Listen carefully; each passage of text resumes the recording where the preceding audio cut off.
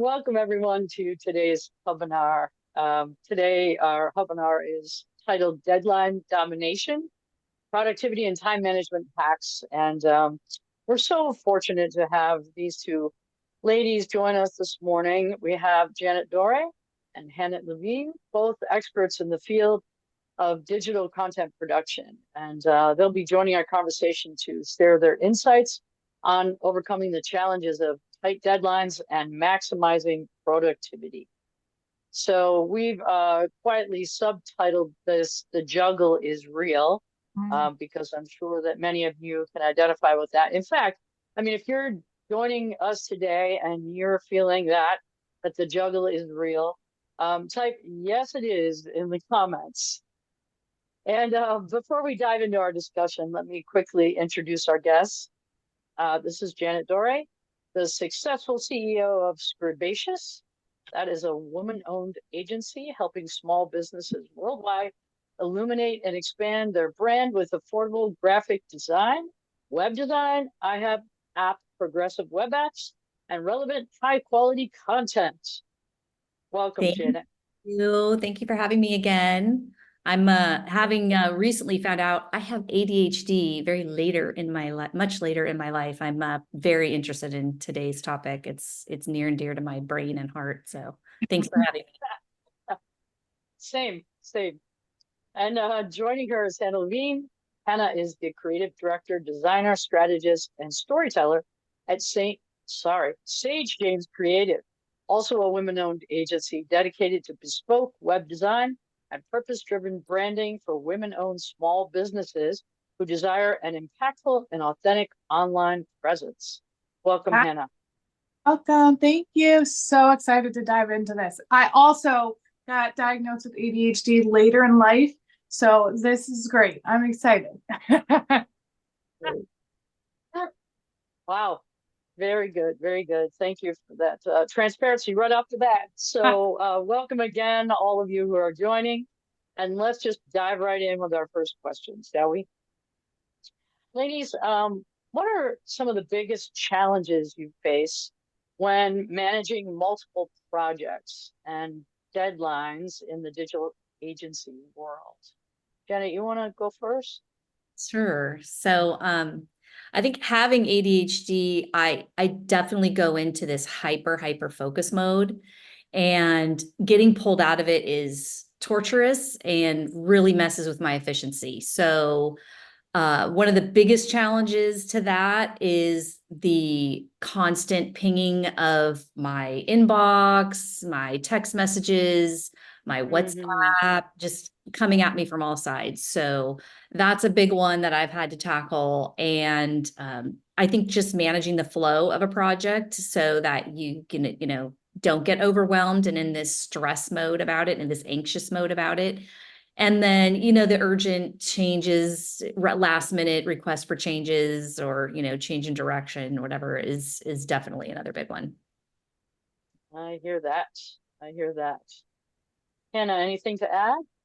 I think for me, it's the biggest thing is that balance, that work-life balance. It's also when I am really passionate about a project, which is literally every project, I can get so focused, like same thing with ADHD, with the hyper focus, like I can get so deep in my creativity that I really have to be somewhat strict with how much time I am spending on clients' projects.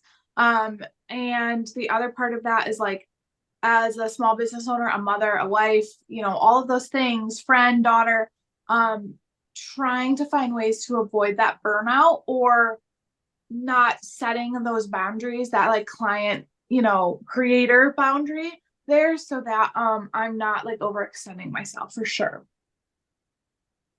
I hear that. Sounds like yes, very common problems, right?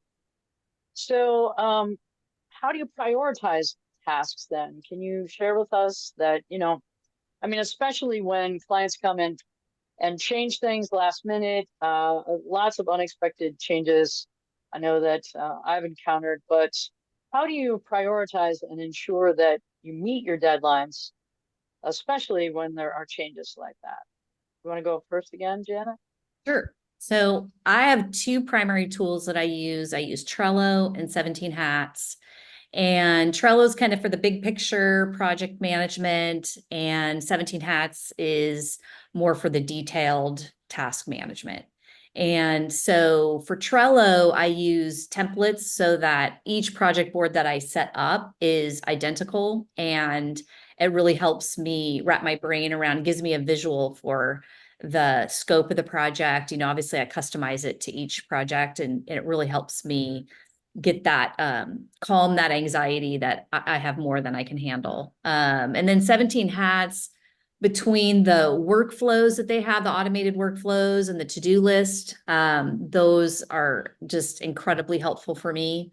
At the end of every workday, I move any unfinished tasks over to the next day, and then I make sure to prioritize the tasks in order of urgency. So when I start the next morning, I start with those most urgent tasks, and I don't stress out if I don't get to my like level 4 tasks, because I know that those are lower level and they'll just be moved to the next day. So, and then in terms of with my clients, I think letting them know upfront about the project timeline and keeping them updated along the way. And then if they do make any changes, you know, being very clear, like, you know, there's only one of me, so we are going to have to make some adjustments to the timeline. So that's pretty much it for me.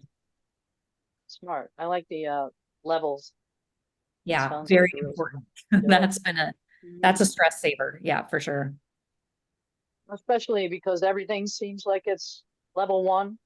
Yes, exactly. And everybody, Right? yeah, everybody else's task, they want it to be level 1 for you, but in reality, you have to do that for yourself based on everybody's needs and your own.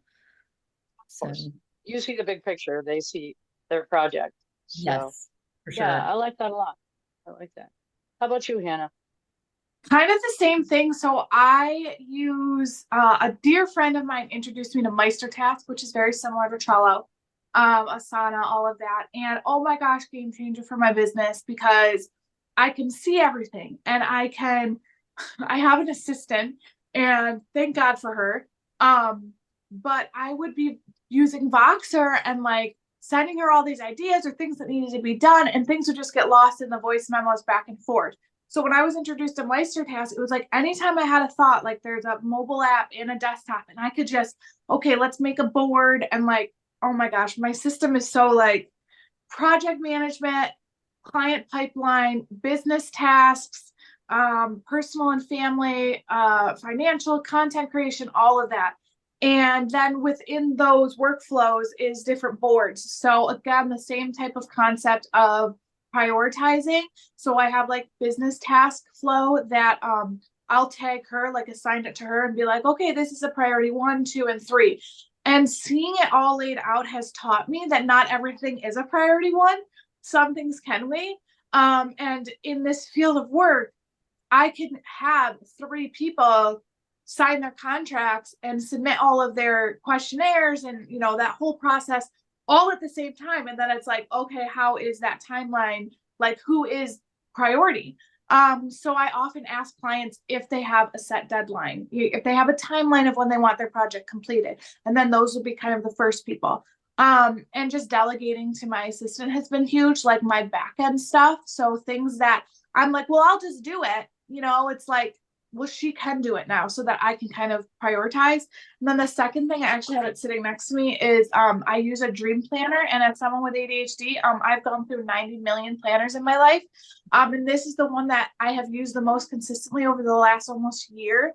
And I use a time blocking technique. So I break everything every day up into 3 blocks by time.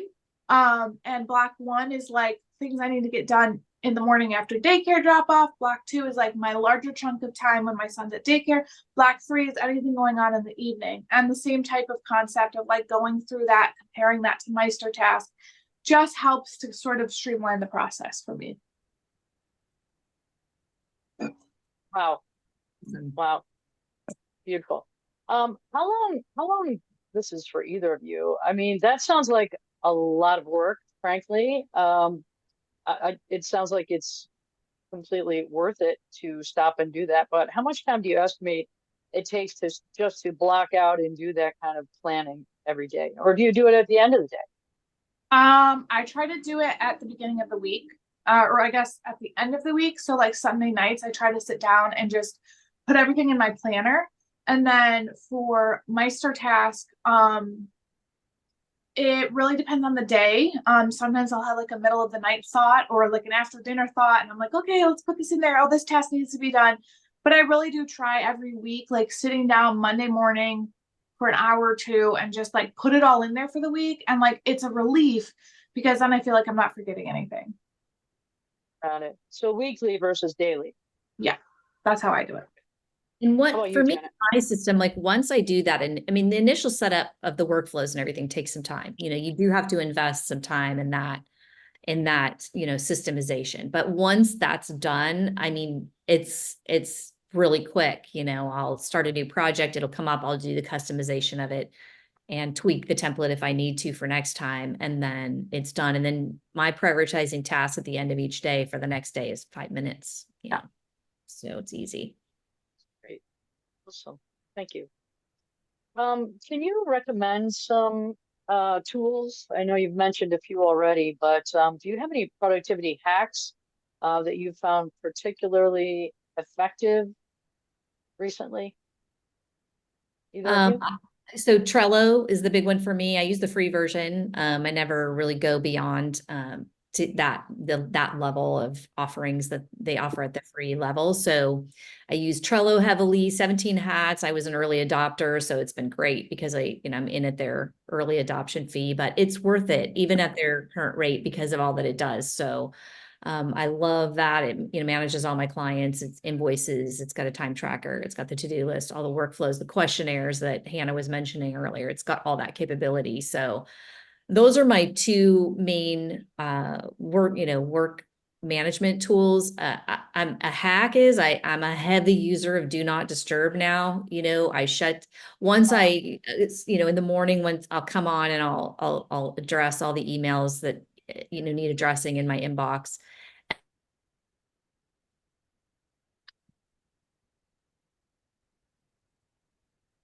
Oh, did she freeze? Yes. All right, we'll come back to Janet. Janet is coming to us from Panama. So funny, we were just talking before this started about the internet access and the power being a little sketchy. So I'm sure she will come back to us when she can. How about you, Hannah? Yeah, like Janet said, Meister task is a huge one for me. Mhm. I my entire client process through HoneyBook. So from the minute a client submits like a consultation call questionnaire to the final deliverable of their projects, like I use HoneyBook for all of that. Every client gets a very thorough welcome packet that has everything in it. Every question you could think of is answered in that packet. So that's huge for streamlining that process. Bing, bang, boom, done. Another thing that's really helpful for me is an actual little timer. And it makes like a really annoying noise when the time is up. So I try to use that because I get so hyper focused, and it gives me a better gauge of how long something is actually taking me to do. And that kind of goes along with the Pomodoro method. So there's an app for it, but essentially the Pomodoro method is 25 minutes of working on something, then you take a 5-minute break, then you come back and do it for 25 minutes, and you do that 4 times for and then you take another like longer break, and then you do it again. And that also helps me kind of like get up, stretch my legs, drink water, go to the bathroom, whatever it is. So sometimes it's really simple as just like a little timer, or I have a post-it note on my light that says drink water, eat, blink, stretch, and walk. And that's a productivity hack for me too, because I've got to sometimes be like, wait, I need some water, I need to take a walk, I need to go eat something, and then something again. So you don't have to always have these big, systems that you use. Sometimes it's just that reminder to like get up and move your body, come back, and wait for that productivity to sort of kick back in again. I love that. I love that. Yes. Yeah, it's interesting. Once in a while, my husband and I both home office, and he'll walk through and just say, "Have you had any water today?" Yeah. So he's my post-it note. But yeah, it's amazing how focused you can get, head down, and then the day's gone. So these tools they sound really interesting. I'm going to check out a couple of them myself. Yes. Um, so I know a lot of people are using AI tools, Chat and Gemini, and I've seen people even use them to streamline their workflow. Have you used, how do you utilize these tools Yeah. So, in our business? there's different ways. So one way that I'll use AI is saying, okay, I have this project coming up and I'll give AI all the details. How do I prioritize? What do I prioritize first for this project? And then I'll give all the details of the project, how long it is, what's included, all of that, and then sort of use AI to like output and like a timeline for me. Another thing that I use for the AI is whenever I'm filling out client projects, I'll ask it to give me like a project overview with like the key objectives, and then break down what it is that we're doing. So if it's like website design or branding or whatever, and that allows me to take that back into my Meister task and kind of say, okay, here's what's the checklist for all the web design. Here's what we need to do, the steps to get the final deliverables. So it can really work in your favor if you know how to utilize it and you give it information. Definitely, definitely. And I think people are getting smarter about how to ask for information. Hi, Janet. Welcome.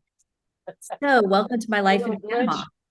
Oh, We have lots of electricity issues in Panama, and I thought I had it all worked out on my little power generator, and it's complex. all good. Sorry All about that. good. No worries. We were just talking about using AI tools. I Yeah. know a lot of people are Really. using Chat and Gemini, and I think you even have a AI assistant. Is that right, So Janet? I really just use it for a lot of admin tasks and first drafts and editing and polishing my content. It's really because it just tends to have kind of a fake voice if you're relying on it 100%. So for Sure. me, it's just really been a game changer for things like email templates, questionnaire ideas, Great. knowing exactly what topics that I want to address in certain questionnaires and polishing up my content that I send out. So huge game changer. I agree.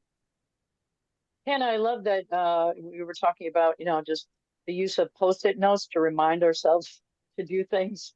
Along with all these tools, those can be helpful. But Hannah, you mentioned mindfulness at one point, and it's overlooked, I think, in the context of productivity, but it can be incredibly beneficial, just the stopping and taking a minute.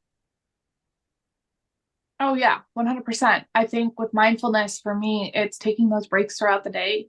Like I don't have to set aside an hour to meditate if I don't have an hour, nor could my brain last an hour. But even if it's like that 5 minute break to like have a change of scenery, or to like not scarf down my lunch, but try to practice like mindful eating, like enjoying it. Or just 5 minutes to do like a quick meditation to just bring me back to center, that kind of thing. I try to incorporate like every day because once I get in go mode, like as a creative, it's like there's no end in sight. And so I have to like pull myself out of that to practice that mindfulness, which I feel like helps me kind of give me that momentum for the rest of the day. I think as a self-employed entrepreneur, you have to prioritize yourself, because if you get depleted, your work product goes down, your quality of life goes down, your relationships are impacted. So, I think that for many of us, especially those of us who love what we do, like Hannah mentioned, I totally relate to that. It's like before you look up, you've spent way longer than you should have because you feel like it's your own project and you're working on it way longer than you should. So it's so important to prioritize yourself, and you have to be mindful in order to be aware of when that needs to happen. So yeah, for sure.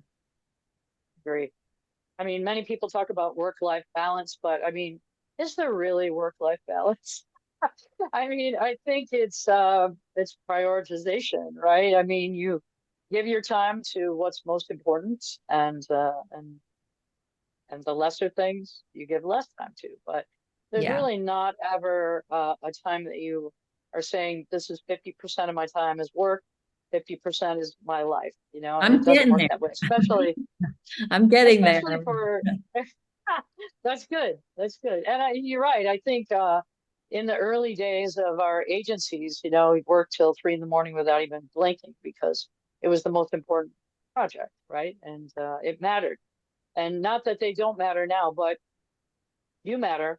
If you don't have, like, to your point, Janet, if you don't have the energy to continue the next day, then you're doing yourself a disservice. So, Yeah, and I think that you have to decide too, you know, because it's easy once we have a company of whatever that is to let that take over. And I think that, you know, at some point in your life, and I think because of my age, I went, wait, you know what? Life's going really, really fast.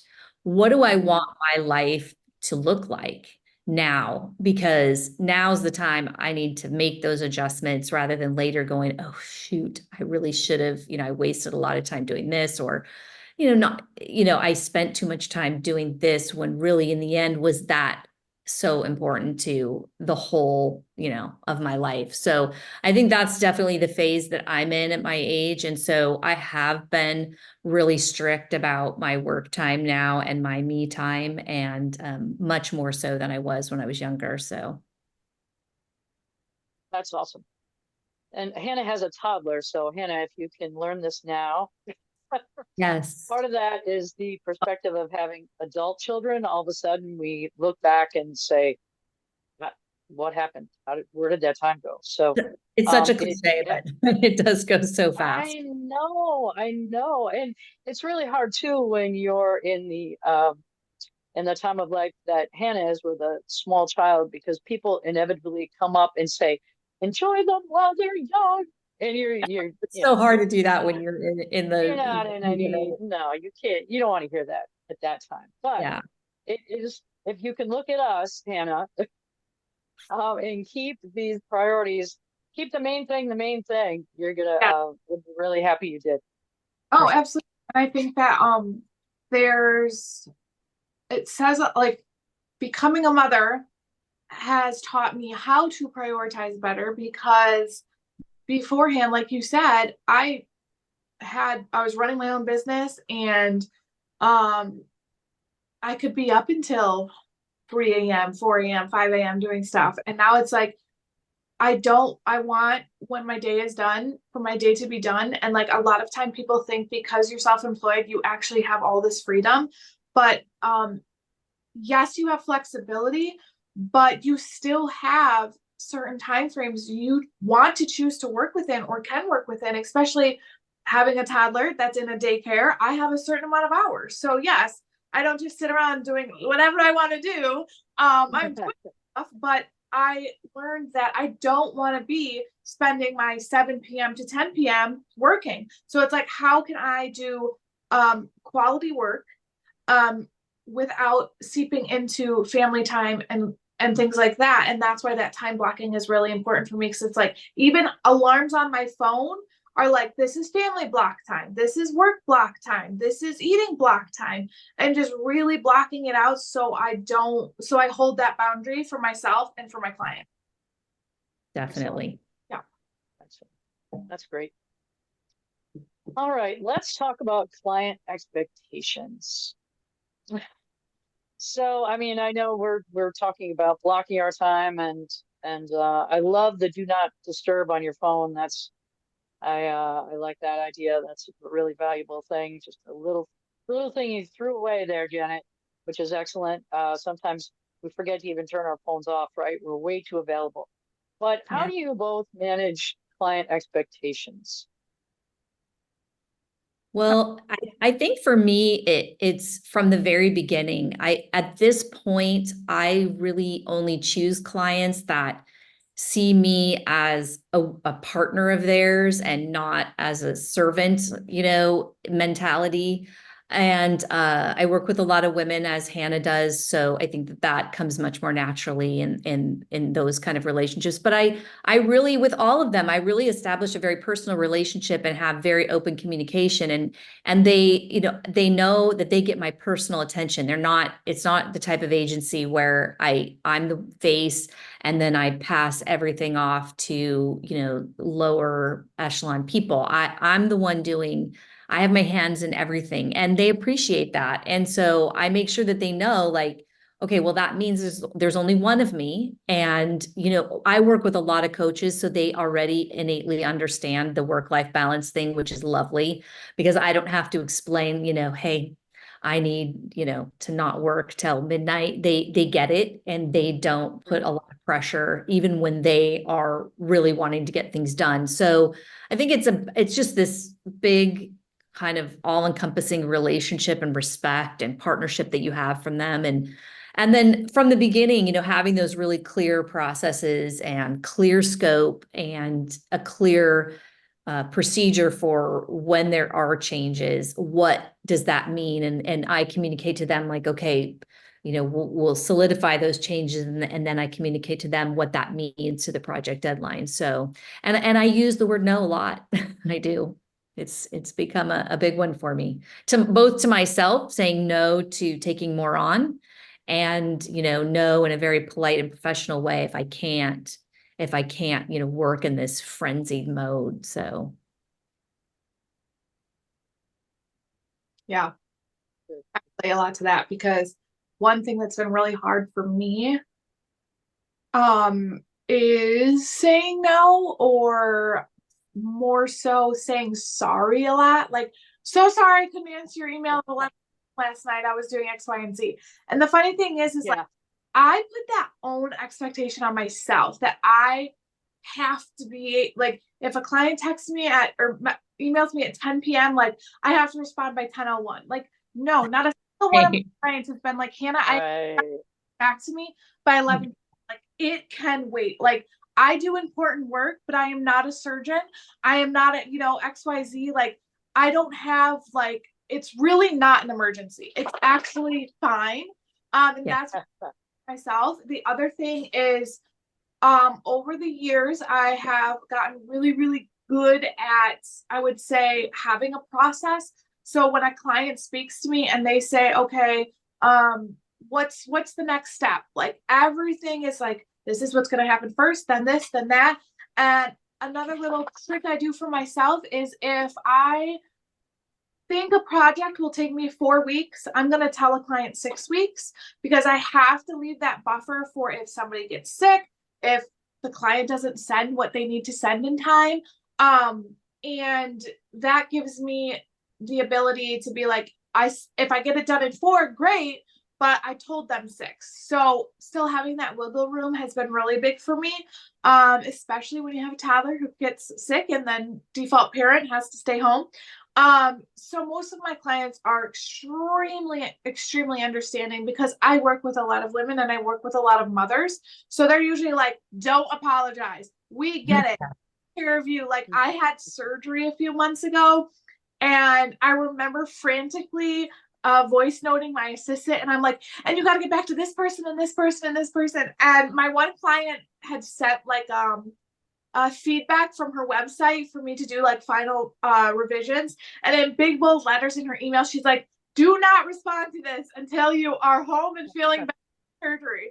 So yeah, and I'm like, thank God I have the ability to work with clients like that, who are like, I know you, Yes. don't do that. And so I feel like I'm definitely still in the learning stages of trying not to overcommit and setting and keeping those boundaries with clients.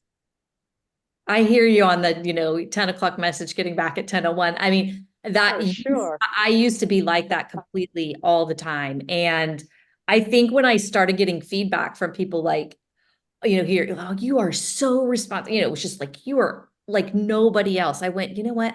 I don't need to go that far. Like, there came a point where I'm finally like, it's okay for me to be like other people in that way, like, I Yeah. don't need to, after I'm done in the evening, respond to somebody and so now I'm really strict about it. I just like, I'm guard my weekends. So if message comes in on a Saturday, I used to answer within 5 minutes. And now it's like, it waits till Monday, and it's helpful that obviously you have this level of trust in the relationship and they know, you are who Right. you are and you're going to be responsible and, respond to their, all their, to their needs when it's appropriate.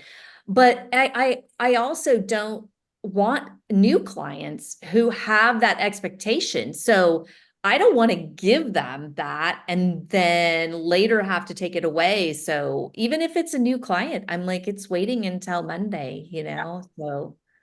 It took me a while to get here, but I think I'm finally there. Yeah. So important. So Yeah. important.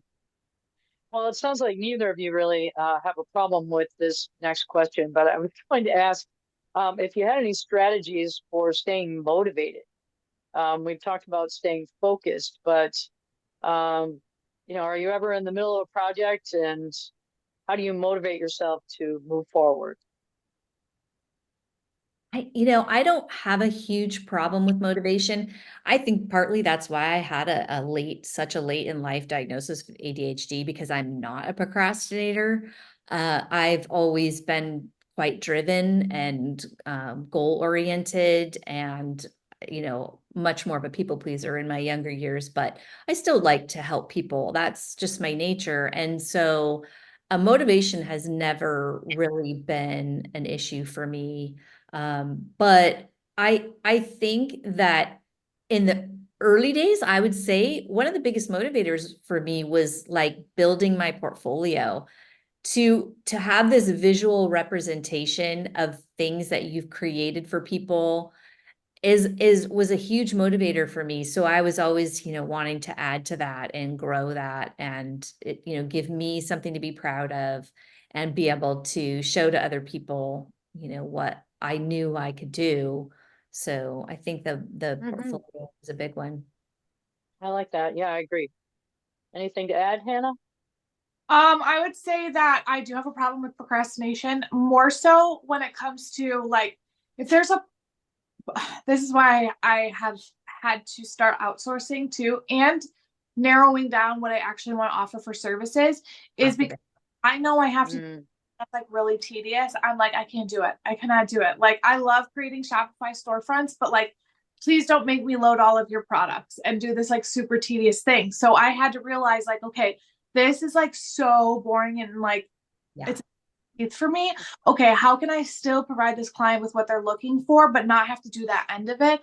And so I either decide, okay, I'm not offering that as part of your Shopify design, or two, I give it to my assistant who loves to do that stuff. And that helps me. Like, I know there's going to be parts of my business that I work on that I don't love doing, that I don't feel super motivated to do, but like it really is like I could be working on this logo instead, So, um, that's a huge thing for me is knowing when to delegate, when to stop offering something.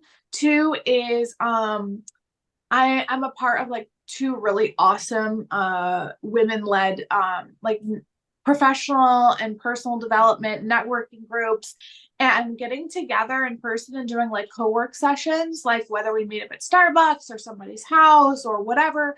That's hmm motivating because sometimes it's like I just need to sit with somebody else, especially as self-employed, where it's just me. And I just need to be in the presence of somebody else, like, exchanging ideas, whatever it is, brainstorming, catching up on life, laughing about something together. And so that's been really, really helpful to me, is like getting myself out there and like doing these co-work sessions with friends.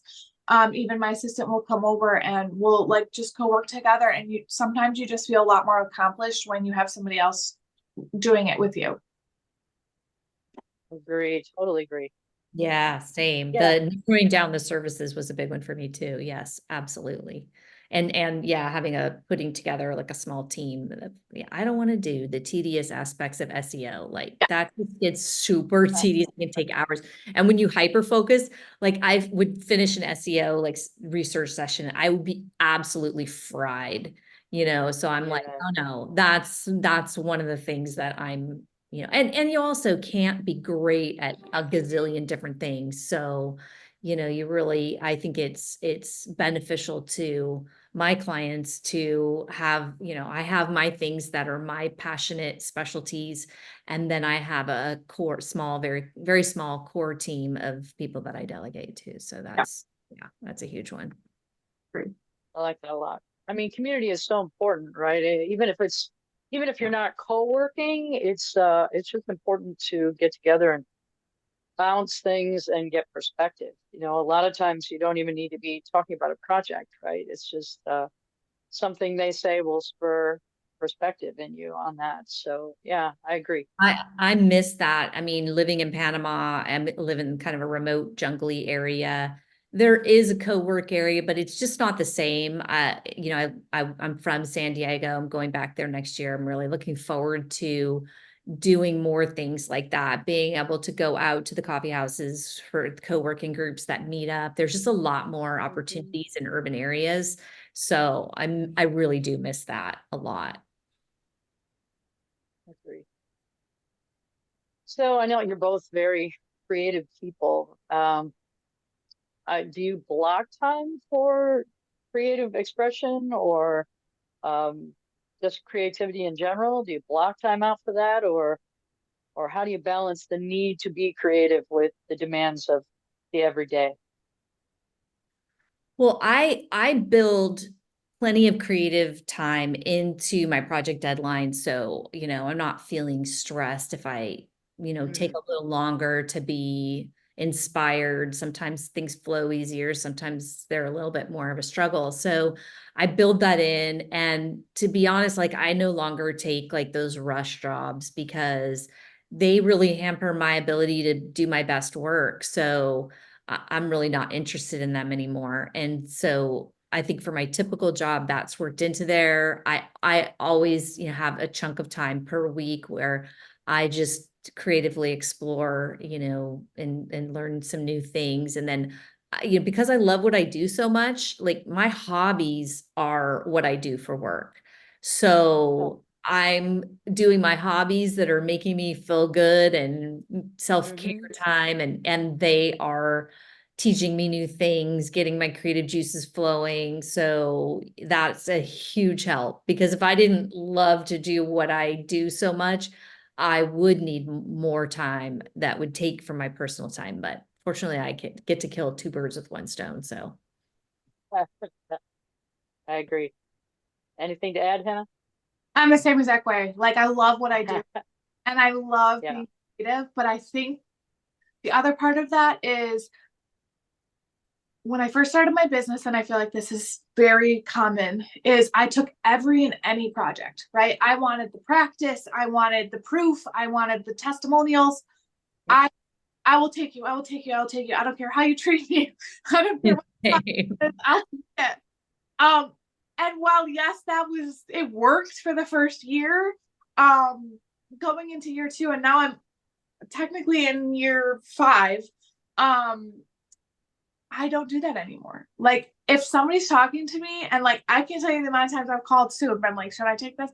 But like there is a process I have now of like, do I really vibe with this person? Like, do I really feel like I could do some real creative justice for this project? Like, does it feel aligned with me to be the face behind designing this project? And because there are some projects I've done that are like downright boring, and I'm like, I don't like that. I don't like not being able to be given creative liberty, which is like why you hired me. So if I don't have that, like I don't want to work on this project for you. Like go find somebody on like Upwork or Fiverr or whatever who will do it for you. But like I need to feel really connected to the projects that I take on, or else it doesn't feel as fulfilling to me. And so like almost every single client that I've taken in the last 3 years, it has been so meaningful, and I've created a relationship with that business owner. Some of them have turned into friends. I refer them, like, some of them came to my wedding. So it's just like that's the type of people I want to work with, and that's what keeps my creativity going. I think that's so true with me too. And I think that it's important for business owners who are using people like us to understand, like, to get the best people for you that are going to give the most of their heart and soul to your job, like to your project, like you have to have this personal relationship with them. You have to have this positive energy going between you. Cause I've had some people that just come on and they're just kind of like bulldozing you, and they don't want anything to do with my questionnaires. They're like, I'm too busy for that. And I'm like, I built in to my workflows some communication on what it means to collaborate, because those people who want you to do it all without giving of themselves to the creative process at all, like letting you get to know them, answering those questionnaires that have key information that will help you in your creativity, they are the first people to complain when the work product is not what they wanted. And I'm like, you have to collaborate. It's a partnership. And with any partnership, the better that energy is, the better that just feeling that you have together, that vibe that you have, that kind of that I don't know, you just get into this mode of just things are easy is it's very important, and it will only get you as a client better work. So 100% Totally agree. agree with all that. Totally agree. And you both have mentioned some really incredible things that if people are listening or watching, especially if you're just starting out as a content producer or a digital agency, pay attention to what they just said, because that sometimes it's that gut feeling when you go to onboard a client that you need to listen to. listen to Um, that feeling. Yes, yeah, 100%. for sure. So, I mean, since we're talking about people just starting out, is there any advice that you would give, other than what you've already said, to people who may be just beginning along this path or starting their own agency, as far as productivity and time management? I know we've mentioned a whole bunch of tools here that people can check out, but any advice? I would say just make sure you set realistic goals. Don't have this massive vision goal setting process that, you can't handle yourself. It's better to start with goals that you can tackle, and definitely find the best tools that work for you. That can be different depending on, if you have ADHD, if you don't, whatever. Everybody has their own personal learning style. So find the ones that work best for you. I would say definitely that whole prioritizing tasks based on their urgency is just such a stress saver. And then yeah, I'd say make peace with the word no when you get to the point in your business where you can. I was the same way in the beginning. When you're building your business and your portfolio, you do take on everything. And, that's reasonable. You need to kind of in the beginning. But there does come a point, and be mindful of that point where you can go, all right, you know what? I don't have to be in this mode of just like putting my head down and taking everybody. I can say no, when maybe either the client isn't right and it's going to end up being a stressful situation for you, or it's just, they could be even the right client, which makes the no even harder. You just have too much work on your plate. So, that no works many different ways to keep your sanity. I like Yeah. that.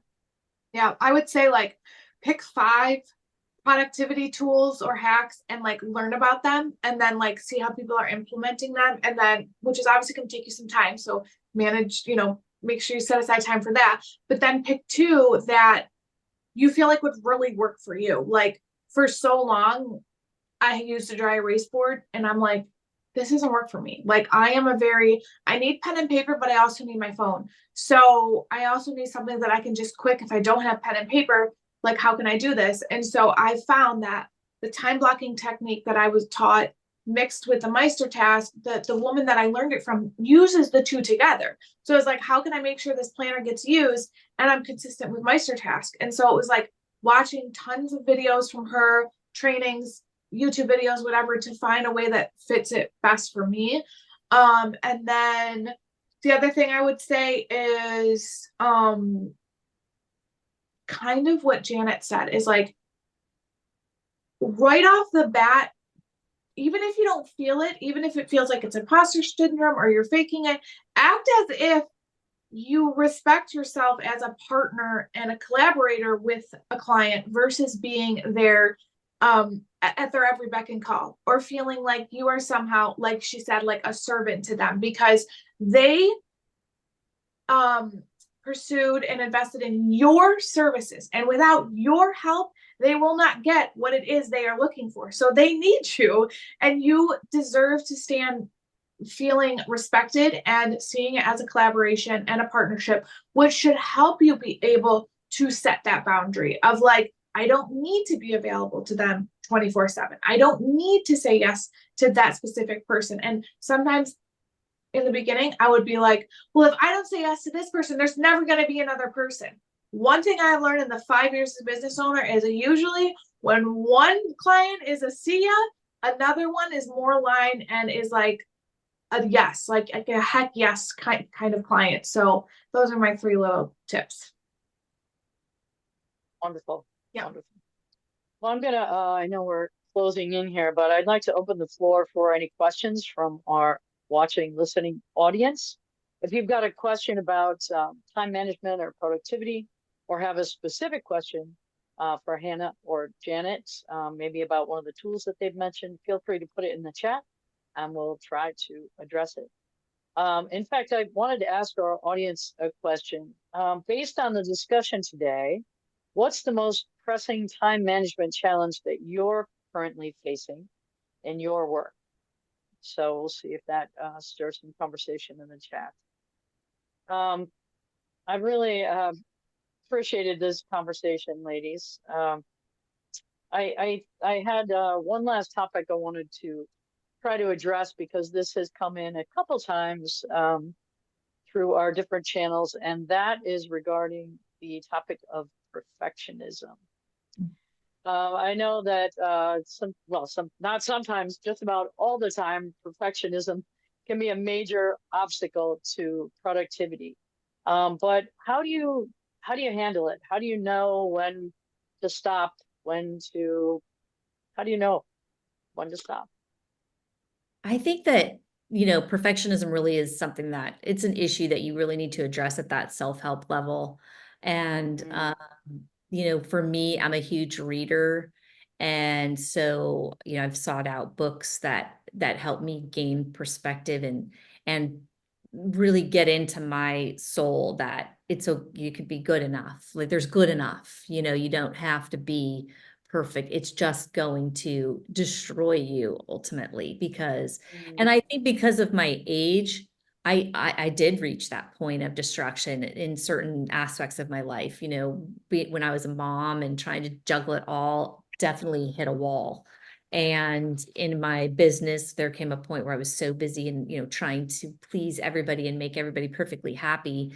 I hit a wall. And I think with time and, you know, age, life experiences that come during those years, you realize no matter how hard you push yourself to be perfect, it is absolutely impossible to make everybody happy. You are still going to disappoint people. I mean, I've had clients where I have literally bent over backwards and done so many things and they come out complaining the other side. And there's just something innately wrong in their life. And I realized that finally, and I'm like, it's not worth the cost. I think you just get to a point where you realize that the perfectionism is just flat out not worth the cost to your spirit. And I kind of keep reinforcing that because it's something you have to be mindful about through podcasts. Yes. And I still read books and work on it, but I think, you know, being my age is definitely helpful. You've learned a lot of lessons about perfectionism. So I would say, oh, I'm sorry, please oh, go ahead, Hank. go ahead. No, please go ahead. You answer, and then I'll ask this. Say perfectionism is, I didn't realize until I became a business owner and a mother that I struggled with perfectionism. And usually when I can tell I'm drifting into perfectionism land is when a project stops feeling exciting to me when I start coming from like a sense of like urgency or frustration, or really like starting to like doubt myself, like especially when I'm like creating a logo and I'm like, I gotta get enough white space, and what if there's not enough white space? And but I to that, Yeah. like, is this the right shade of coral red, whatever. I'm like, whoa, okay, like somebody shared this with me that I love, and it's like, most of the time you are actually more caught up in this than your client would be. Like, you're putting way Yes. effort into this that actually needs to be put in, because when you are in the creativity, like you don't see it from any other perspective but your own, and you're your own critic, and you're your own, whatever. And so trying to be like, sometimes you say like, for me is like, done is better than perfect. Like, I need to get this out, and we can always do revisions and edits and things like that. And it doesn't mean that done means just, okay, giving it a 3 out of 10 effort. It's like, no, this is done, it needs to be sent out so I can move on to the next phase, and we can always come back and do revisions anyways. And the same thing that Janet said is like, good enough. Like, good enough as a business owner, good enough as a parent, good enough as a mother, good enough as a wife. Like, all of those things is just really the personal development part of it is like huge. Podcast, books. For me, it's like a lot of faith-based stuff. So like, that is really, really huge to try and overcome that perfectionism. Sure. Love it. Love it. Yeah, I love these. I love this conversation. I love these tips. I mean, I'm a bit of a home chef, and sometimes there are things that don't need to be made from scratch, right? And so we kind of coined this term that you don't have to make ketchup. There's no reason why someone has to make homemade ketchup. There are Yeah. many, many things that you can focus on, but just some things are just not worth the time. So Yeah. thank you. Thank you both for your insights. And someone mentioned in the chat just now that they have a hard time staying off social because it's a big distraction. Yeah. How do you handle that? I mean, time blocking would help with that, right? I have to be honest, I struggle with that myself. Not in my work time, but like in my personal time. And I'm a huge reader, and I'm like, I just spent 45 minutes going through, Instagram reels, but it's hard because when your algorithm gets set, I'm getting some powerful stuff on there. Yeah. Yeah. So part of what I do is I give myself the grace to like, look, I'm not just looking at people falling and laughing and, goofy stuff.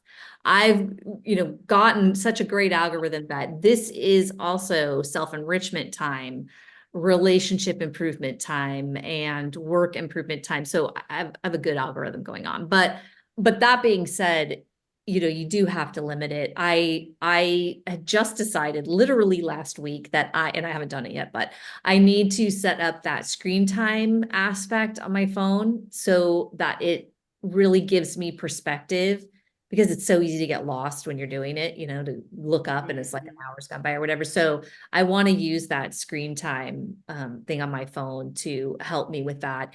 And I've also said to myself, okay, you know what, I could do it once in the morning, these are not all 1 hour sessions, but just briefly in the morning, briefly at lunch, and briefly not right when I'm going to bed, because that gets your brain all, worked up. But like when I sit down in bed, which I do early so I can read and unwind and all that. It's the first thing I'll do. Then I'll read and unwind, and then sometimes meditate and go to bed. So I set specific times for myself when I can do that, because it's hard for everybody. It's very addictive. Yes. Those quick hit dopamine Yeah. hits, they're hard to let go of. Yeah. Anything to add, Hannah? Oh my gosh, this is a daily practice. Okay. I have set up one.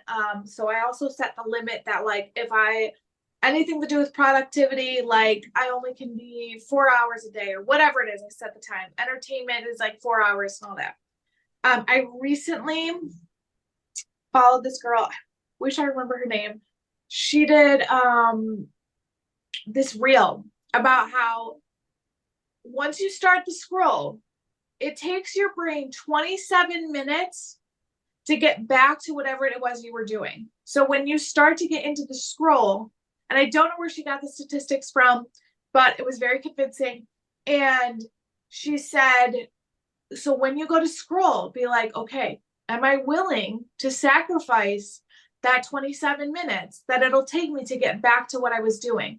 And I've been trying to like implement that when I'm like, okay, I know that I should be doing X, but all of a sudden I found a funny, relatable meme that I need to send to my other mom friend.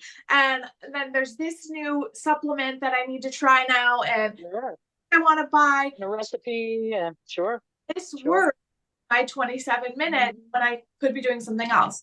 The third thing is, I have been trying to not pick up my phone first thing in the morning. It can be really, really hard, but it does stay in my room with me, but it's on a nightstand. I used to sleep with it under my pillow.